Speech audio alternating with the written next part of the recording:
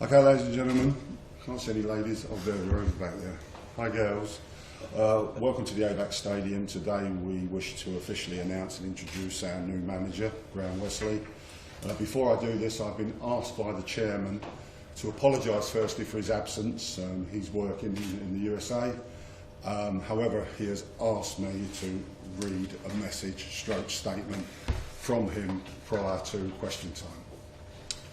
So bear with me, please.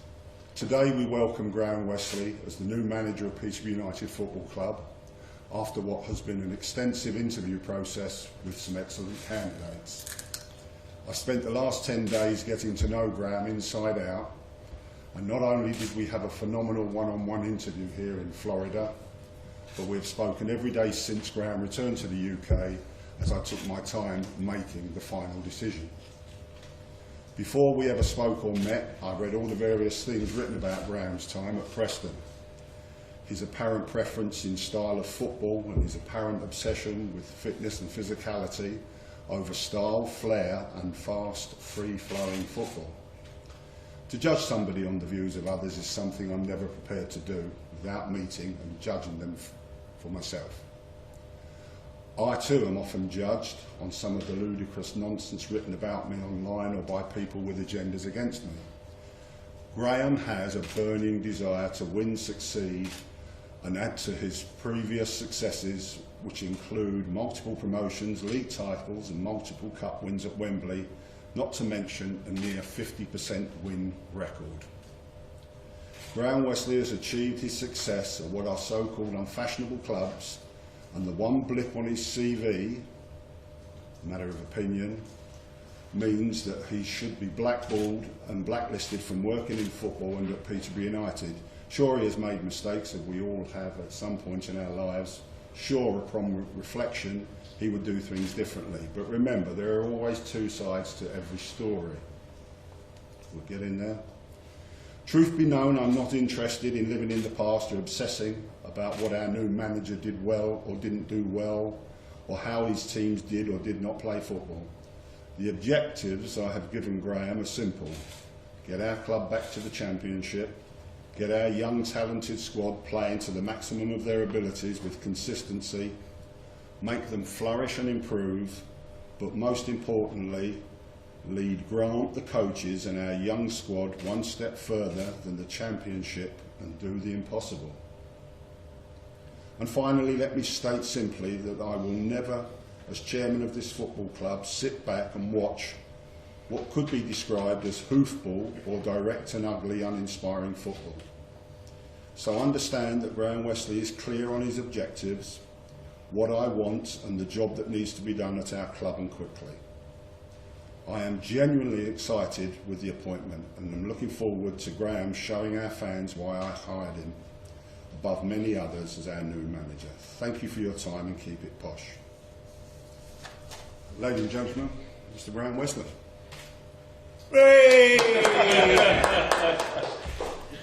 Graham, are you very excited about the prospect of Peterborough?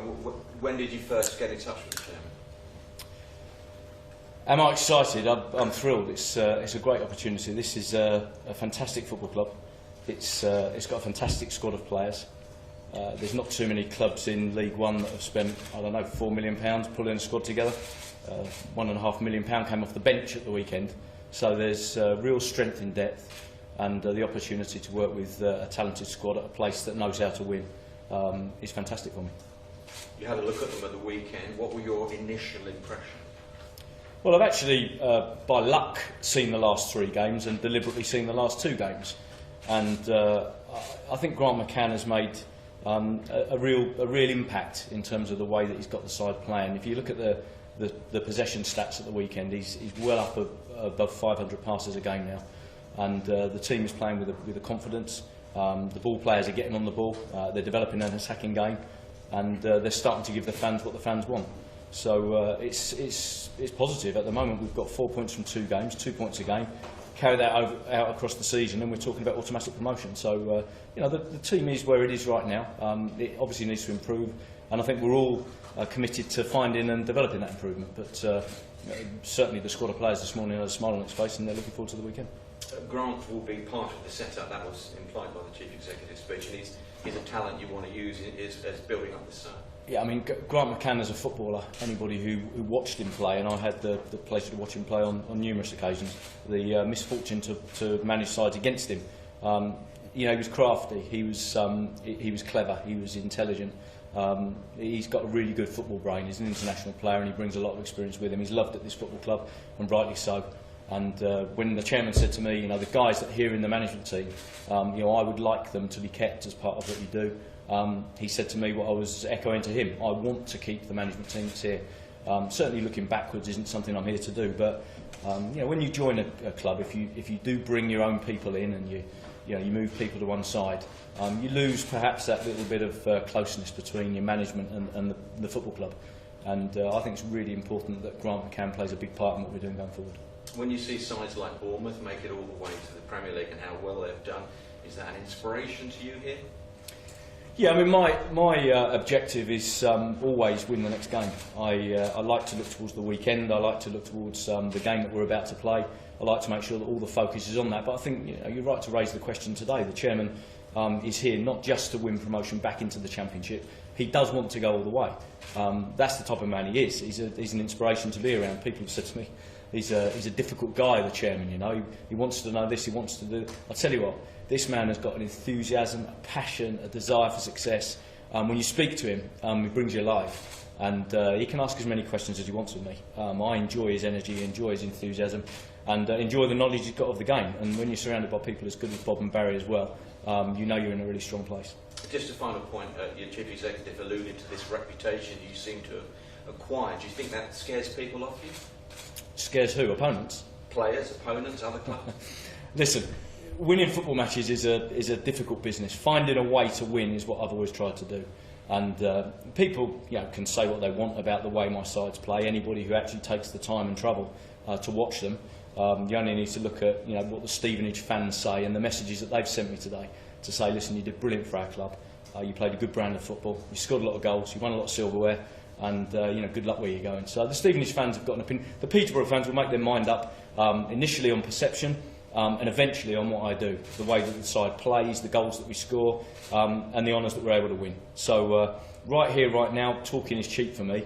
The results, the performances, they're what will dictate Graham Westley's reputation at this club. Thank you. Hi Graham, Peter Swan, BBC Radio Cambridgeshire. Talk us through a little bit the past week, because I think you've been out to America to see Darren.